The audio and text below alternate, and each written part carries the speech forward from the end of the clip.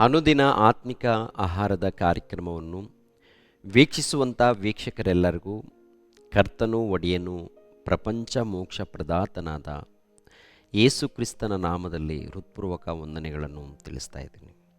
ಸಮಾಧಾನವು, ಸಂತೋಷವು, ಆತ್ಮಿಕ ಆಶೀರ್ವಾದವು, ನೆಮ್ಮದಿಯು, ಆರೋಗ್ಯವು ದೇವರು ಎಲ್ಲರಿಗೂ ಅನುಗ್ರಹಿಸಲಿ ಎಂದು ಪ್ರಾರ್ಥಿಸುತ್ತೇನೆ. ದೇವರ ನಾಮಕ್ಕೆ ಸ್ತೋತ್ರವಾಗಲಿ. ಈ ದಿನ ಮತ್ತೊಂದು ಅಂಶವನ್ನು ನಿಮ್ಮೊಟ್ಟಿಗೆ ಮಾತನಾಡೋದಕ್ಕೆ ಸಿದ್ಧನಾಗಿದ್ದೇನೆ. ದೇವರಿಗೆ ಈ ಲೋಕದ ಮೇಲೆ ಎಷ್ಟೊಂದು ಪ್ರೀತಿಯೋ ಎಂಬ ಅಂಶವನ್ನು ನಿಮ್ಮೊಟ್ಟಿಗೆ ಮಾತಾಡ್ತಾ ಇದ್ದೀನಿ. ಯೋಹಾನನು ಬರೆದ ಸುವಾರ್ತೆ 3ನೇ ಅಧ್ಯಾಯ 16ನೇ ವಚನ. ದೇವರು ಲೋಕದ ಮೇಲೆ ಎಷ್ಟೋ ಪ್ರೀತಿಯನ್ನಿಟ್ಟು ತನ್ನ ಒಬ್ಬನೇ ಮಗನನ್ನು ಕೊಟ್ಟನು. ಆತನನ್ನು ನಂಬುವ ಒಬ್ಬನಾದರೂ ನಾಶವಾಗದೆ ಎಲ್ಲರೂ ನಿತ್ಯ ಜೀವವನ್ನು ಪಡೆಯಬೇಕೆಂದು ಆತನನ್ನು ಕೊಟ್ಟನು. ದೇವರಿಗೆ ಲೋಕದ ಮೇಲೆ ಇಷ್ಟೊಂದು ಪ್ರೀತಿಯೋ ಅಂತ ನೋಡುವಾಗ, ಪ್ರಿಯರಾದ ದೇವರ ಮಕ್ಕಳಿರ, ನಾವು ನೋಡುವಂಥ ಆಕಾಶ ಇದೆ ನೋಡಿ, ಆಕಾಶ ಏನ್ರಿ ದೇವರಿಗೆ ಅವಶ್ಯಕತೆ ಇಲ್ಲ. ಭೂಮಿ ಇದೆ ನೋಡಿ, ಭೂಮಿ ದೇವರಿಗೆ ಅವಶ್ಯಕತೆ ಇಲ್ಲ. ಯಾಕಂದರೆ ಆಕಾಶ ಸಹಿತ ಇಡಿಸಲಾರದ ಮಹಾದೇವರು, ಆತನು ಆತ್ಮಸ್ವರೂಪನು, ಆತನು ಪರಮಾತ್ಮನು ಅಂದರೆ ಪರಿಶುದ್ಧನು, ಇದ್ದಾತನು, ಇರುವಾತನು, ಜನನ ಮರಣ ಇಲ್ಲದಾತನು, ಮಹೋನ್ನತನು, ಅಗಮ್ಯವಾದ ಬೆಳಕಿನಲ್ಲಿ ವಾಸ ಮಾಡುವಾತನು. ಆತನು ಬೆಳಕು. ಆತನು ಈ ಲೋಕವನ್ನು ಎಷ್ಟೋ ಪ್ರೀತಿ ಮಾಡ್ತಾ ಇದ್ದಾನೆ ಅಂತ ನೋಡುವಾಗ, ಎಷ್ಟು ಪ್ರೀತಿ ಮಾಡಿದ್ದಾನೆ ಆಲೋಚನೆ ಮಾಡಿ. ದಾವೀದ್ ಮಹಾರಾಜನು ಒಂದು ಮಾತನ್ನು ಮಾತಾಡ್ತಾರೆ. ದೇವ ತಂದೆಯೇ, ನಮ್ಮ ಹಿತಕ್ಕಾಗಿ ನೀವು ಮಾಡಿರುವ ಕಾರ್ಯಕ್ರಮಗಳು, ಅದ್ಭುತಗಳನ್ನು ನೋಡುವಾಗ, ಪರಿಶೋಧನೆ ಮಾಡುವಾಗ ಬಹಳ ಇವೆ. ಎಷ್ಟು ಬಹಳ? ಸಮುದ್ರದ ಮರಳಿಗಿಂತ ಹೆಚ್ಚಾಗಿವೆ ಅಂತ ಹೇಳ್ತಾರೆ. ನಮ್ಮ ಹಿತಕ್ಕಾಗಿ ಏನು ಕಾಣುತ್ತೆ ಅಂತ ನೋಡುವಾಗ, ನಿನ್ನನ್ನು, ನನ್ನನ್ನು, ಭೂಲೋಕದಲ್ಲಿ ಇದ್ದಂಥ ಸರ್ವ ಮಾನವರನ್ನು ಅವರು ಪ್ರೀತಿಸ್ತಾ ಇದ್ದಾರೆ. ಆ ಮಾತನ್ನು ನೋಡುವಾಗ ಎಷ್ಟು ಅದ್ಭುತ ಅನಿಸುತ್ತೆ ರೀ. ಕೀರ್ತನೆ ಗ್ರಂಥ 139ನೇ ಅಧ್ಯಾಯ 17ನೇ ವಚನ. ದೇವರೇ, ನಿನ್ನ ಸಂಕಲ್ಪಗಳು ನನ್ನ ಹೆಣಿಕೆಯಲ್ಲಿ ಎಷ್ಟೋ ಗೌರವವಾಗಿವೆ, ಅವುಗಳ ಒಟ್ಟು ಅಸಂಖ್ಯವಾಗಿವೆ. ಅವುಗಳನ್ನು ಲೆಕ್ಕಿಸುವುದಾದರೆ ಸಮುದ್ರದ ಮರಳಿಗಿಂತ ಹೆಚ್ಚಾಗಿವೆ. ಕೀರ್ತನೆ ಗ್ರಂಥ 40ನೇ ಅಧ್ಯಾಯ 5ನೇ ವಚನವನ್ನು ನೋಡಿ ಪ್ರಿಯರೇ. ಯೆಹೋವನೇ, ನನ್ನ ದೇವರೇ, ನಿನಗೆ ಸಮಾನನಾದ ದೇವರು ಯಾರು? ನಮ್ಮ ಹಿತಕ್ಕಾಗಿ ನೀನು ಮಾಡಿದ ಆಲೋಚನೆಗಳು, ಅದ್ಭುತ ಕಾರ್ಯಗಳು ಎಷ್ಟೋ ವಿಶೇಷವಾಗಿವೆ. ಅವುಗಳನ್ನು ವಿವರಿಸಿ ನೋಡೋಣವೆಂದರೆ ಅಸಾಧ್ಯವು, ಅವು ಅಸಂಖ್ಯವಾಗಿವೆ. ಎಷ್ಟು ಅಸಂಖ್ಯವು ಅಂತ ನೋಡುವಾಗ, ಸಮುದ್ರದ ಮರಳಿಗಿಂತ ಅಸಂಖ್ಯವಾಗಿದೆ ಅಂತ ಹೇಳ್ತಾರೆ. ಏನ್ರಿ, ಪ್ರತಿ ಒಂದರಲ್ಲಿ ನೋಡುವಾಗ ದೇವರ ಗುಣ ಕಾಣುತ್ತೆ, ದೇವರ ಕಷ್ಟ ಕಾಣುತ್ತೆ, ದೇವರ ಪ್ರೀತಿ ಕಾಣುತ್ತೆ. ಇಷ್ಟೊಂದು ಪ್ರೀತಿಯನ್ನು ಇಟ್ಟಿದ್ದಾರೆ ದೇವರು. ಇಷ್ಟೊಂದು ಪ್ರೀತಿಯನ್ನು ಲೋಕದಲ್ಲಿ ಮಾನವರು ಹೇಗಿದ್ದಾರೆ? ದೇವರನ್ನ ಅರ್ಥ ಮಾಡಿಕೊಂಡಿದ್ದಾರಾ? ದೇವರು ಕರೀತಾ ಇದ್ದಾರೆ, ಬನ್ನಿ ಮಕ್ಕಳಿರ ಅಂತೇಳಿ. ಭಕ್ತರ ಮೂಲಕ, ಗ್ರಂಥದ ಮೂಲಕ, ಕರಪತ್ರಿಕೆಗಳ ಮೂಲಕ, ಸುವಾರ್ತೆ ಮೂಲಕ ಕರೆದಾಗ ಲೋಕ ಏನು ಹೇಳುತ್ತೆ? ದೇವರನ್ನ ನಂಬಿಕೊಂಡ್ರೆ ನಿಮ್ಮನ್ನು ಕುಲಾಬಹಿಷ್ಕರಣ ಮಾಡ್ತೀವಿ ಅಂತ ಕೆಲವರು, ಯೇಸು ಕ್ರಿಸ್ತರನ್ನ ನಂಬಿಕೊಂಡ್ರೆ ನಿಮಗೆ ಮೀಸಲಾತಿ ರದ್ದು ಮಾಡ್ತೀವಿ ಅಂತೇಳಿ ಮತ್ತು ಕೆಲವರು ಕಾನೂನೇ ಮಾಡಿದ್ದಾರೆ. ಮೀಸಲಾತಿ ರದ್ದಾಗುತ್ತೆ ಯೇಸು ಕ್ರಿಸ್ತರನ್ನ ನಂಬಿಕೊಂಡ್ರೆ, ಮೀಸಲಾತಿ ರದ್ದಾಗುತ್ತೆ ಅಂತೇಳಿ ತೀರ್ಪೆ ಮಾಡಿದ್ದಾರೆ. ಅಂದರೆ ಸೃಷ್ಟಿಕರ್ತನಾದಂಥ ದೇವರನ್ನ ನಂಬಿಕೊಂಡ್ರೆ ಮೀಸಲಾತಿ ರದ್ದಾಗುತ್ತಾ? ಜನ ನೋಡಿ ಒಂದು ಸಾರಿ. ದೇವರೇನು? ಸರ್ವೇಶ್ವರನು, ಮಹೋನ್ನತನು. ಆ ತಂದೆಯಾದ ದೇವರನ್ನು ನಂಬಿಕೊಂಡ್ರೆ, ಆ ಪರಮಾತ್ಮನನ್ನು ನಂಬಿಕೊಂಡ್ರೆ, ಆ ದೇವರ ಮಗನಾಗಿರುವಂಥ ಯೇಸು ಕ್ರಿಸ್ತರನ್ನು ನಂಬಿಕೊಂಡ್ರೆ ಮೀಸಲಾತಿ ರದ್ದಾಗ್ತಾರೆ. ಬಡವರಲ್ವ ಪ್ರಿಯರೇ?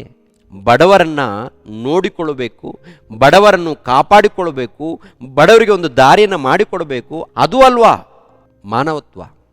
ಆದರೆ ಯೇಸು ಕ್ರಿಸ್ತರನ್ನ ನಂಬಿಕೊಂಡ್ರೆ ನಿಮಗೆ ಮೀಸಲಾತಿ ರದ್ದು.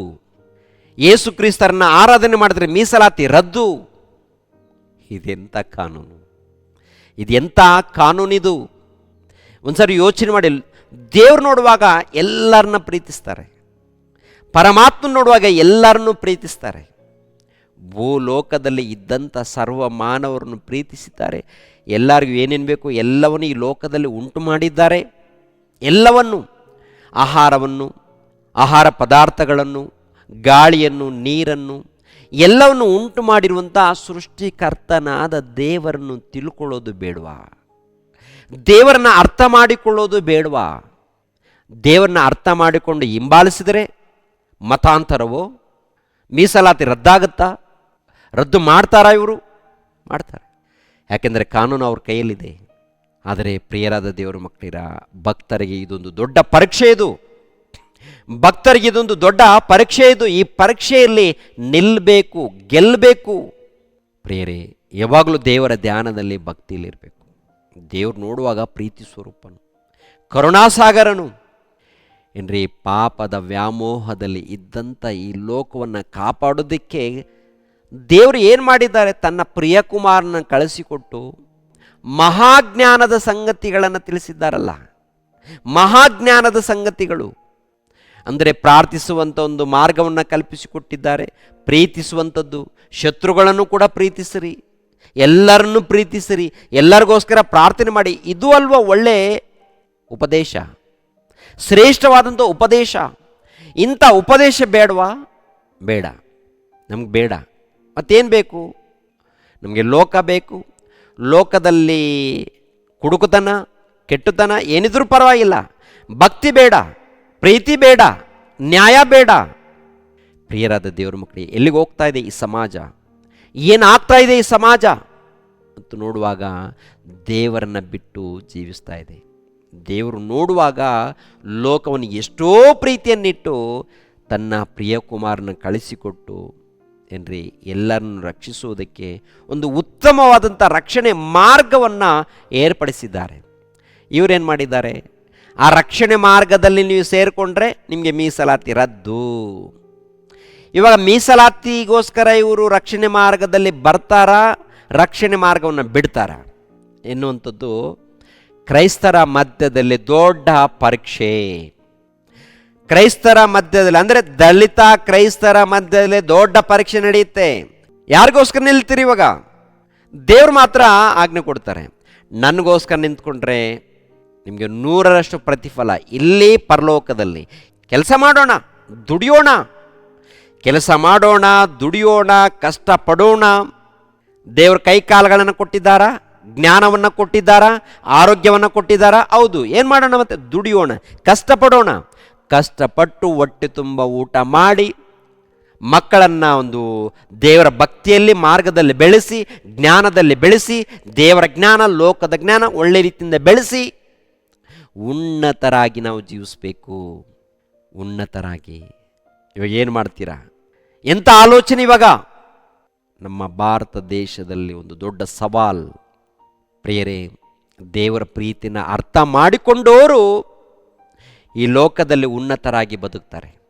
ಅಪೊಸ್ತಲರು ದೇವರ ಪ್ರೀತಿನ ಅರ್ಥ ಮಾಡಿಕೊಂಡಿದ್ದಾರೆ. ಅರ್ಥ ಮಾಡಿಕೊಂಡಂಥ ಅವರು ದೇವರ ಪ್ರೀತಿನ ಸಾರ್ತಾರೆ, ಅನೇಕರನ್ನ ರಕ್ಷಣೆ ಮಾರ್ಗದಲ್ಲಿ ನಡೆಸ್ತಾರೆ. ಅವ್ರು ಯಾರು ಕೂಡ ಈ ಲೋಕದಲ್ಲಿ ಯಾರೋ ಏನೋ ಕೊಡ್ತಾರಂತೇಳಿ ಹಿಂಬಾಲಿಸಿಲ್ಲ. ದೇವರು ನಮಗೆ ಪರಲೋಕ ಕೊಡ್ತಾರೆ, ದೇವರು ನಮಗೆ ನಿತ್ಯ ಜೀವನ ಕೊಡ್ತಾರೆ. ಅದೇ ಮಾತು ಹೇಳಿದ್ದಾರೆ ನೋಡಿ ಒಂದ್ಸಾರಿ. ಯೋಹಾನನು ಬರೆದ ಸುವಾರ್ತೆ 3ನೇ ಅಧ್ಯಾಯ 16. ದೇವರು ಲೋಕದ ಮೇಲೆ ಎಷ್ಟೋ ಪ್ರೀತಿಯನ್ನಿಟ್ಟು ತನ್ನ ಒಬ್ಬನೇ ಮಗನನ್ನು ಕೊಟ್ಟನು. ಆತನನ್ನು ನಂಬುವ ಒಬ್ಬನಾದರೂ ನಾಶವಾಗದೆ ಎಲ್ಲರೂ ನಿತ್ಯ ಜೀವವನ್ನು ಪಡೆಯಬೇಕೆಂದು ಆತನನ್ನು ಕೊಟ್ಟನು. ದೇವರು ತನ್ನ ಮಗನ ಮುಖಾಂತರ ಲೋಕಕ್ಕೆ ರಕ್ಷಣೆಯಾಗಬೇಕೆಂದು ಆತನನ್ನು ಕಳಿಸಿಕೊಟ್ಟನೆ ಹೊರತು ತೀರ್ಪು ಮಾಡುವುದಕ್ಕಾಗಿ ಕಳಿಸಲಿಲ್ಲ.